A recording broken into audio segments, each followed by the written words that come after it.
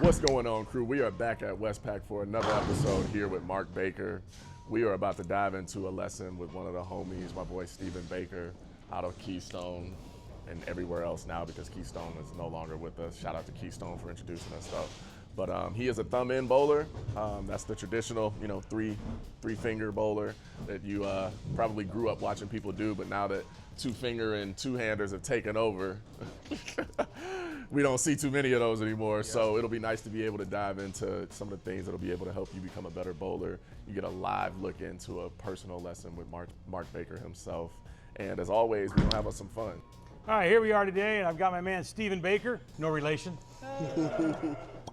So, watching Stephen bowl here for like 10 minutes.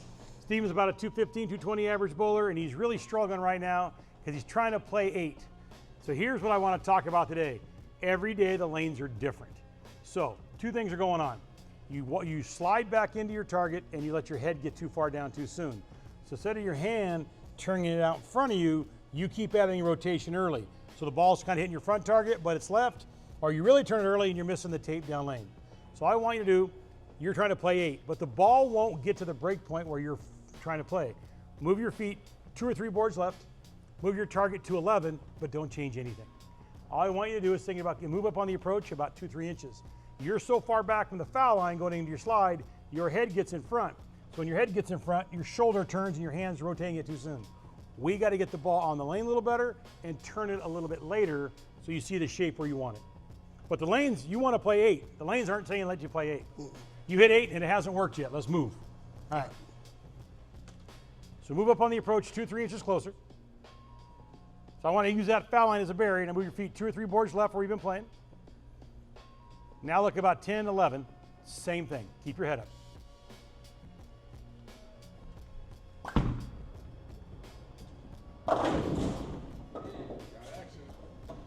You see, the difference was by moving up. When we look at it here, you get to excellent position there. You have very, very natural timing. When your slide foot gets flat in front of your head, your swing is parallel. You're on the same board. You slide a little bit across the line, but see, now I got you closer to the foul line, so your head stays up. Before, this was 2 or 3 inches farther back, and the farther away we get from the foul line, the more we try to get the foul line with our head. When our head goes forward, that brings the shoulder, and the shoulder brings the thumb. Now look where your hand is, directly behind the ball. So now that's the first shot. You've actually shaped it left to right. Now it's out there, but look where your head is. So that distance between your knee and your chin didn't collapse. You were farther back when you're getting here. Your chin was going down, bringing your thumb forward. Now your head stays up, it's on the lane, and look how much better your balance is. You always want to use the foul line as a barrier. Most bowlers tend to get too far back, and there's the foul line. They get to the foul line like this. The best example of all time is Brian Voss. He got his entire body to the foul line. Brian made the lane short. Next would either be Pete Weber or Parker Bohn. 3 of the best bowlers of all time, always made the lane very, very short. So by moving you up, I kept your head up. If I kept your head up, I kept your hand back. So that ball didn't pick up as much. I'd probably move 1 more back to the right, make your eyes at 10, throw it again. You have natural timing. We're trying to get your balance at the foul line a little better to make your release more consistent. Now we got cooking. That ball, so that would be, to me, I would immediately switch balls. Hit your target, hit the, now. We're trying Lamaki's theory on the tape. He got the giant tape down there. So I still think it's in the tape and it's standing your ball up. Who knows? But that ball should have gone through the pins better. So if you throw another shot, like the mixer didn't hit very hard, you leave an 8-10 on a shot that good, that means your ball's reading too soon, it's too strong. I would switch balls, or I'd move a little bit more right. You move right, it doesn't strike, then the ball's out. Copy. Your call. We'll move right. All right. But both those shots, by moving you up on the approach and moving a little bit in, now you're using what's on the lane to get your ball down lane. Before, you were trying to play a specific spot, but they're hooking there and it wouldn't get to the spot. Now, the last 2 shots, you've hit Lamaki's tape. We're doing good. Hit the reset. Let's do it again.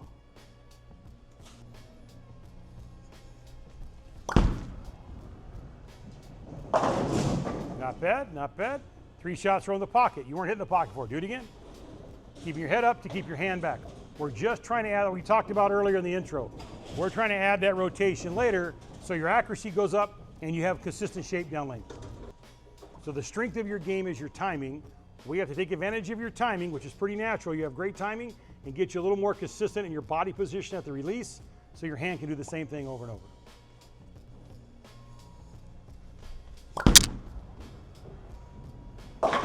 You can't pinch back to the right. You got to stay left. So then that's what happens is you got in the dry early and then miss a break point down lane inside. Stay left. Once the lane starts hooking there, you can't stay there and make that spot work. You have to work with what the lane's doing. There's a little more oil left. If he moves a little bit left again, his ball won't hook early. When he sees his ball hook early, then he starts to manipulate it too much with his hand not to hook early, and that's taking away the strength of the bowling ball.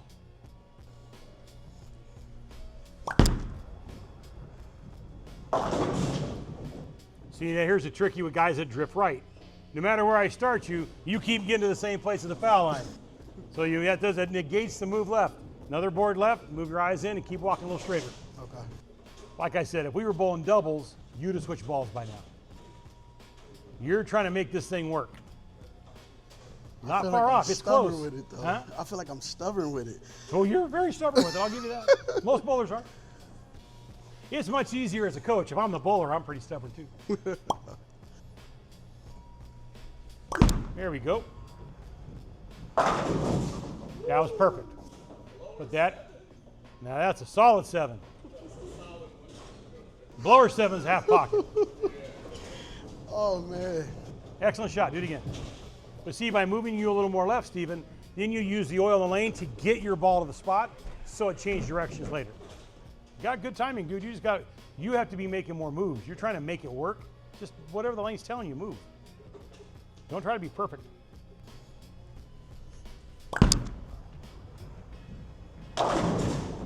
But that's where the area is in. You missed inside your target, but it didn't hook early. Right. Do it again. Still got away with it. I don't know how. That was crazy. You kind of lean the 2-pin over. But at least now you know, hey, if I get a little bit in, it's going to lay off. So that's the heat of outside here in Southern California. Normally I don't have a lot of free hold here. That ball went pretty long because the oil is kind of carried down because of the heat. The oil spread out a little bit.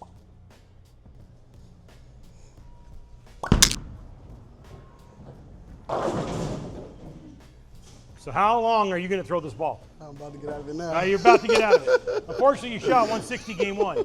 You should have been out about warming up. A long time ago, right? Because you're making the most common mistake bowlers make. It's kind of the right reaction. It's almost reacting good, and your mind is, I'm just going to stay here and throw it better. If I gave you 10 swings at it, you threw some really good ones. You had a cool-looking 4-9 and a solid 7. Your only strike, you caved in the bucket, maybe the wrong ball. Let's see. You're never going to throw it better because bowlers are trying hard. You can't try any harder. Let's see if we can get a little different shape here. You might know what he's talking about. Mark's face.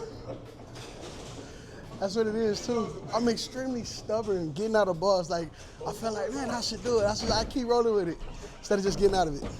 So, what do you feel like the biggest difference that you just felt though from that first ball? Oh, that ball slowed down and changed direction. Yeah, it actually. The other one, you had to over. get right to slow it down. If you moved left, it wouldn't slow down. So then there really is nowhere to throw it better. You're hitting 8 down lane and it picks up too hard. You're hitting 8.5 and it won't pick up. Where are you going to throw it? You're going to hit 8.25? 8.25. I don't know. That's a better bowler than me. That's a hard way to, because the problem with that, Stephen, is the guy beating you ain't trying to hit a half board. Always remember that. The guy beating you's got some room. Right. So you better have some room to fight back.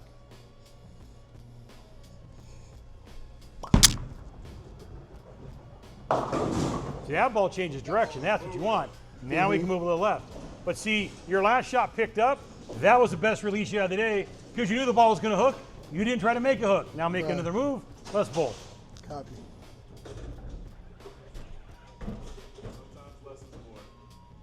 Absolutely.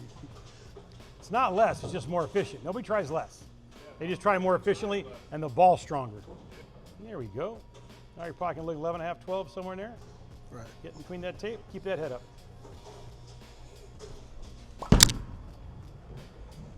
There you go. Before you were leaving an A10, now you just rip the rack. The bowling ball matters. It does. You can't make something work that doesn't want to work, no matter how hard you try. So all the pro shops out there, you're welcome. Buy more balls.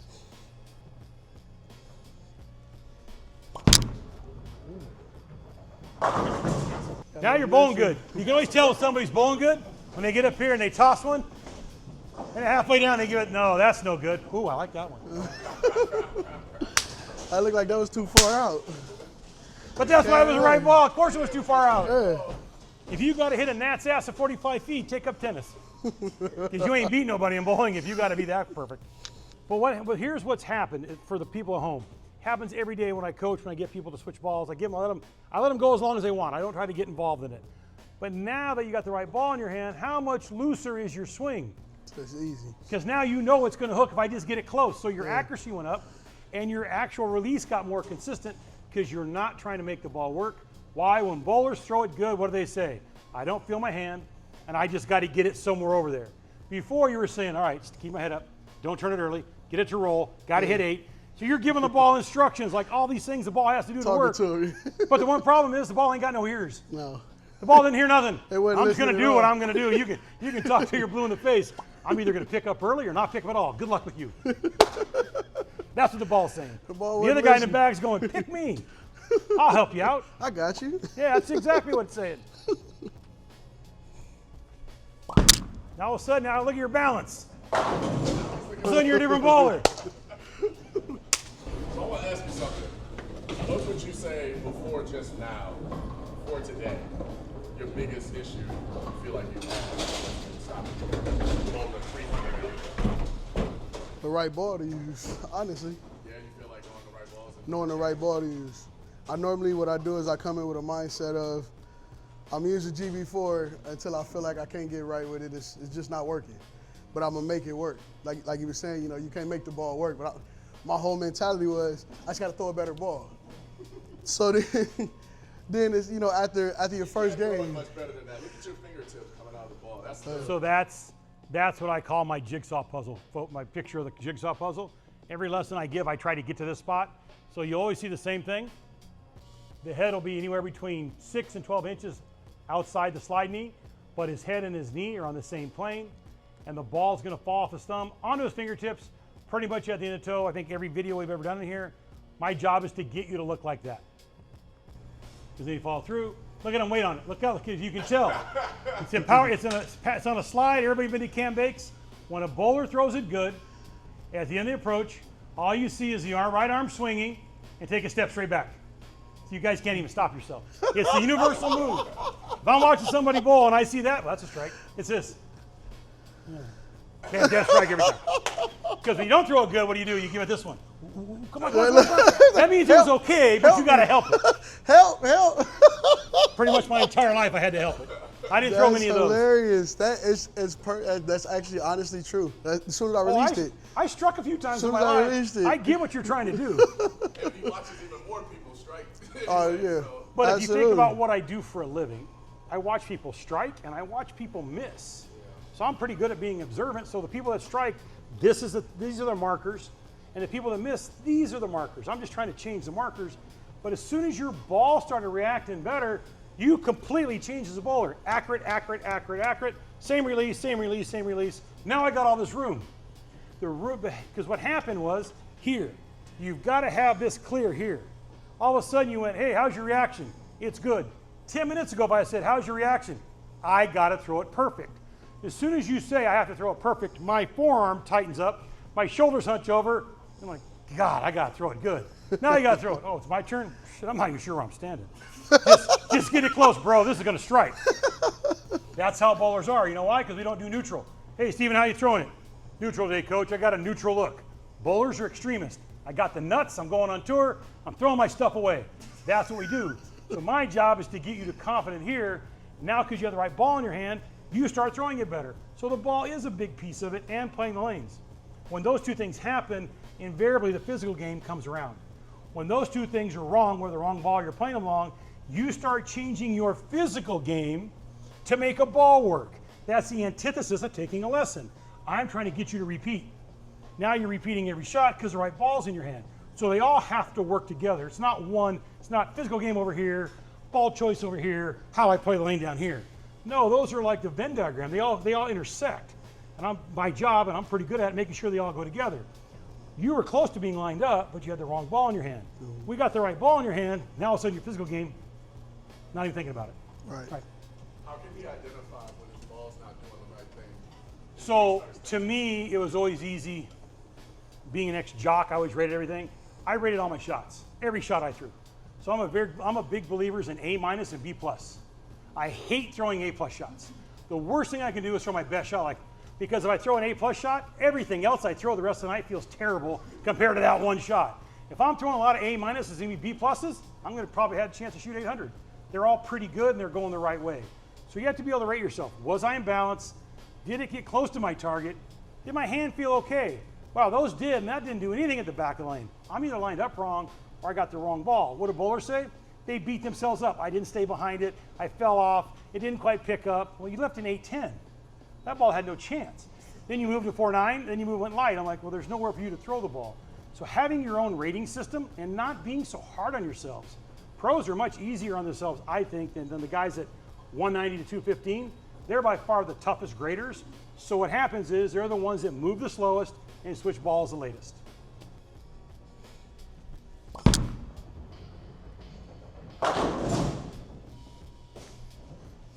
It's that easy. It's that easy. But now you're thinking, all the difference is I made decisions for you. You have to learn to make decisions when you bowl. Granted, when I'm a coach, I'm much better than when I was a bowler. I was beat myself up unmercifully. But as I became a coach, I really try to help bowlers to not be so hard on themselves and to make the move and to play the lane a little better, because you shouldn't have to throw it perfect to succeed. If you have to throw it perfect, this game's hard and you're just going to beat yourself up. Yeah, I feel like I threw that a little outside of where I wanted it to go. But that went between the tape, back. that went right in the heart of the Baker box. That came back and snapped the 10, right?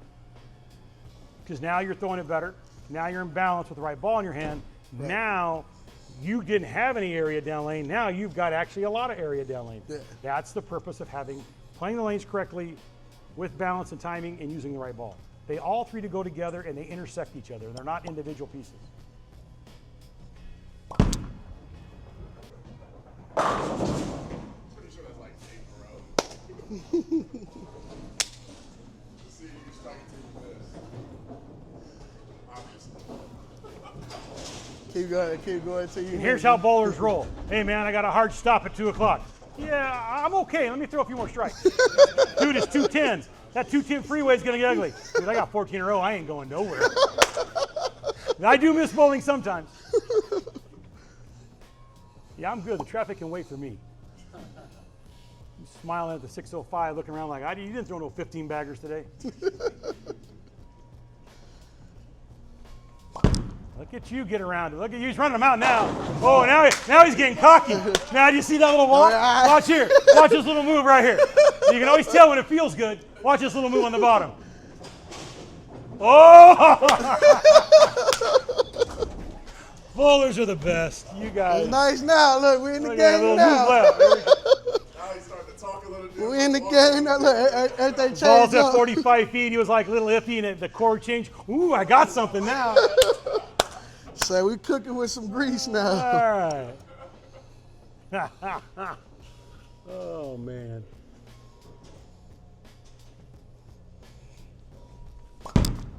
Oh, he's going to find out. We had to find out. Thank you.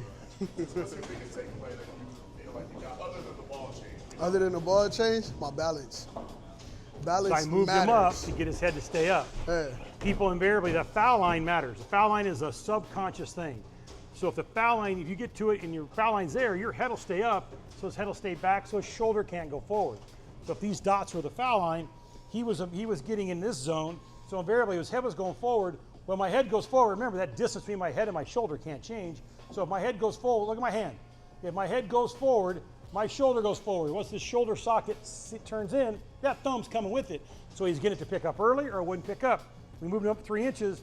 Now when he gets here, he's got nowhere to go. That's why I use Brian Voss. He was the most solid guy at the foul line, I thought, and he didn't really miss left much in his career. He got here and stopped. Now my shoulder can't go forward. Look at my hand now. And every shot he was throwing, he was adding a rotation later, turning it later and turning it less, but he had more and more shape down lane, which is kind of anti most of the YouTube videos about thinking about your hand. We got his hand to be the last piece of the puzzle, not the beginning of the puzzle. And then you don't have to think about it. Well, that's what happened when you threw that best shot. You didn't even feel your hand, right? No, not at Right, all. so that's why the drill's a little tricky when people work on it so hard, because they're teaching yourself to get all the feel in your hand. But on the other side of the equation, when people throw the ball great, especially the better bowlers, are like, when I throw the ball good, I don't feel my hand at all. So the drill's teaching you to feel your hand, but when you throw your best shots, you don't feel your hand. So I'm not quite sure how that all plays out. You just made me realize when you start thinking about your hand and your release, something else is wrong. There's a different problem. Exactly, it's a different problem. Being around a lot of good bowlers my entire life and asking them why they beat me, invariably I said, what are you trying to do? They were very much focused on the angle from A to B and hitting a target. Very rarely, every now I'm like, I've got to stay behind her to get around it more, but very rarely was their first answer their hand. To me, the first answer was always the angle they were playing and how to get it to the same spot every time. I think you just solved something for me, Mark. All right, give me one more good one. We'll let you jump on that freeway. See, if you had bowl 300, you could have put the ball in your seat and used the diamond lane, and the guy in the CHP would have pulled you over and said, no, bro, I just pulled 300. This is my partner today. This is my partner you can't give me that $480 fine. He was driving, Yeah, man. I just him. shot 300. How you doing today? Guarantee he'll let you slide.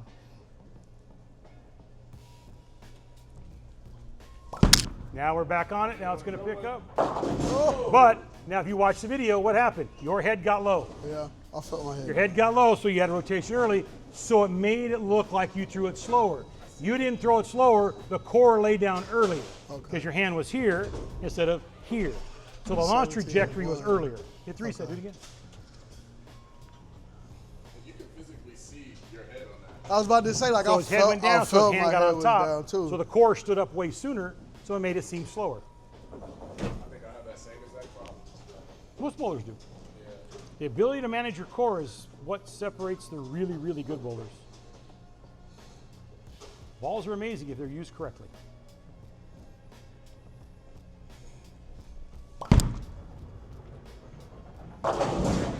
Appreciate you. Nice bowl today. Thank That was fun. Thank you. So that's another lesson here at the Westpack Training Center. My man Stephen Baker here did great. This is a perfect lesson. Start out, his job as a coach was to figure out his strength. I loved his timing. So I built the game around his timing. We worked on body balance and consistency of release. And then we moved around the lane, get lined up. Ball wasn't working. We made the ball change. He took advantage of the lane conditions today. He threw 8, 9 in a row, bowled really, really well. And that's kind of how lessons work. My job is to find your strength, build your game around it, and work on lane play and which ball to use. Stephen, pleasure to work with, my friend. Thank you. I appreciate you. You bet. Enjoy that 300 you about to bowl. I'm already knowing.